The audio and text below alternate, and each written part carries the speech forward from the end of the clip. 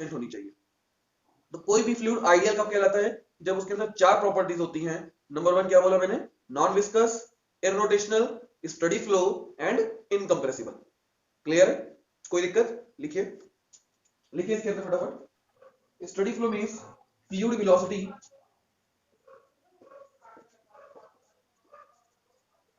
Equal to constant.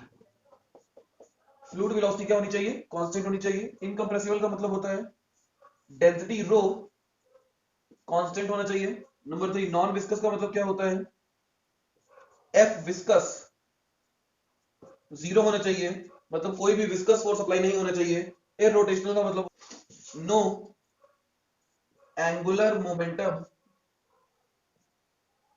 No angular momentum of the fluid about any point of fluid about any point। तो मैंने क्या बोला बेटा, if any fluid is ideal it must be shows these four properties। number one steady flow, number two incompressible, non viscous, irrotational। बोलिए क्या बोला मैंने, अगर कोई फ्लूइड आइडियल फ्लूइड है तो क्या प्रॉपर्टीज होंगी उसके अंदर, वो क्या होगा, बोलिए बेटा पढ़िए। Ideal fluid, ideal flow steady flow होना चाहिए, इनकम्प्रेसिबल होना चाहिए, नॉन विस्कस होना चाहिए और इररोटेशनल होना चाहिए। क्लियर हो गया, ये चार प्रॉपर्टीज जिस फ्लूइड में होंगी वो फ्लूइड हमारा कौन सा फ्लूइड कहलाएगा, आइडियल फ्लूइड कहलाएगा। तो है ना इस समय, बोलिए जिनका भी रहता हो। हाँ, our next topic is equation of continuity।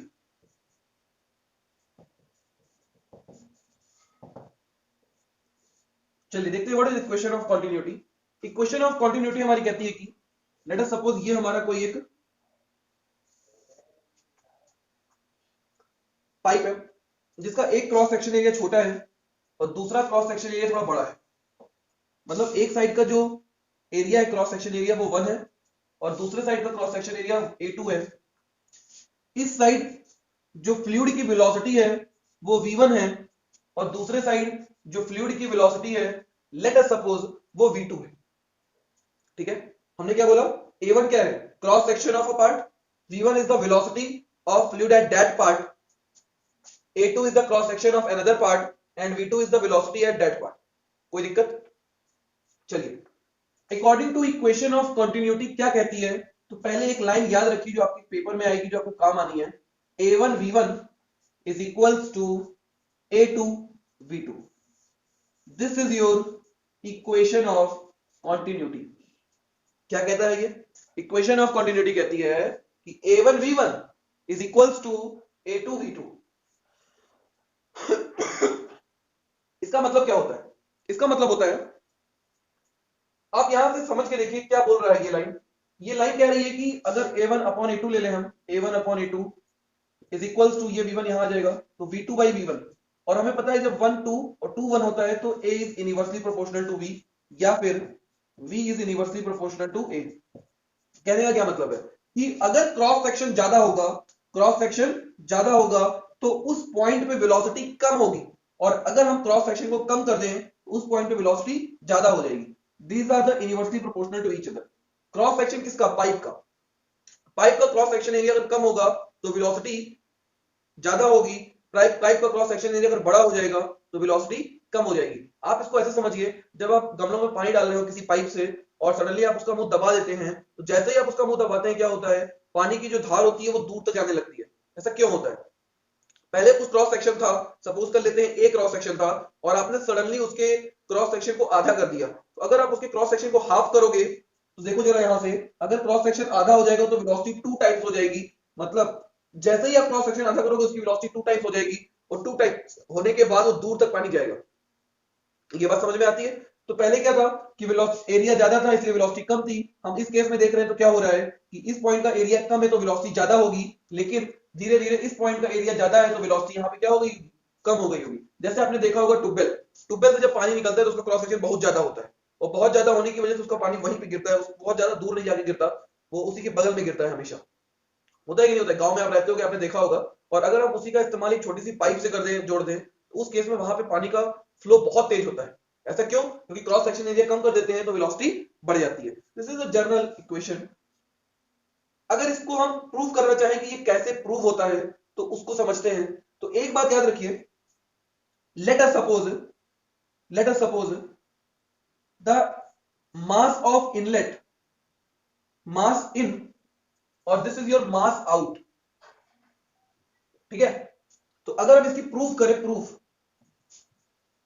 Proof को देखें, तो एक बात याद रखिएगा, it is based on mass conservation.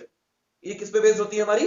Mass conservation पे। कहने का मतलब है कि जितना मास पर सेकंड इसके अंदर इंटर करेगा उतना ही मास पर सेकंड इसके अंदर से बाहर निकलेगा।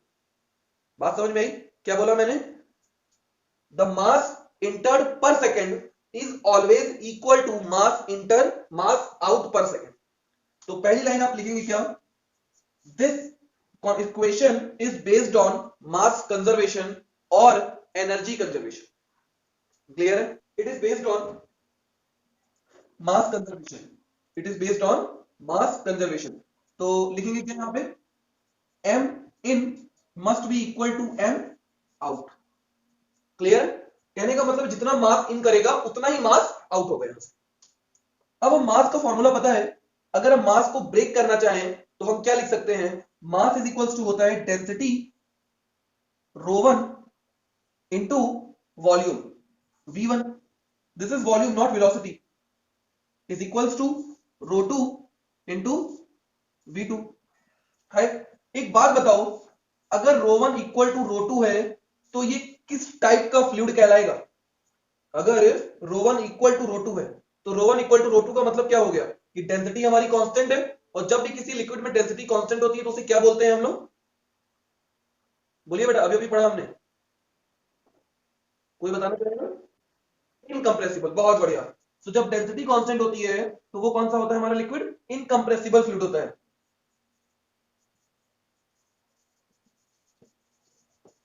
तो हम मान लेते हैं कि अगर ये इनकंप्रेसिबल फ्लूइड है तो we can say row v1। अब v1 की जगह आप क्या लिखोगे? This is velocity, sorry this is volume, और वॉल्यूम का फॉर्मूला होता है क्रॉस सेक्शन इंटू लेंथ। क्या होता है बेटा? Cross section area A1 into length L1 is equals to rho. अब ρ1 को हटा के रो लिख दो और इसको भी रो लिख दो। मान लो यहां रो है ये कोई एक, A2 इंटू L2, रो से रो कैंसिल हो जाएगा, एरिया A1 ऐसे ही रहने दो। L1 को क्या लिखोगे? L1 is defined as a length, और जब हम लेंथ की बात करते हैं तो डिस्टेंस इज इक्वल्स टू होता है स्पीड इंटू टाइम। होता है कि नहीं होता है? बोलिए। और अगर हम यहां लेंथ की बात करें L, तो L क्या हो जाएगा? Speed at this point v1 into time t। होगा कि नहीं होगा? और हम बात कर रहे जितने टाइम में यहां मास इंटर करेगा उतने ही टाइम में उतना ही मास आउट होगा। तो t हमारे लिए दोनों पॉइंट पे कांस्टेंट है, और अगर t हमारा दोनों पॉइंटों पे कांस्टेंट है तो वी कैन से L1 की जगह हम लिख सकते हैं v1 into t is equals to A2। Similarly L2 की जगह हम क्या लिख सकते हैं? वेलोसिटी v2 है और टाइम t है, अगर तो L2 become equal to v2 into t। This is your v2t। काट डालो, t से t भी कैंसिल हो गया, तो कितना आ गया अपना? A1 v1 equal to A2 v2। This is what? Equation of continuity. बोलिए, कोई दिक्कत किसी को? हाँ बेटा, क्लियर हो गया?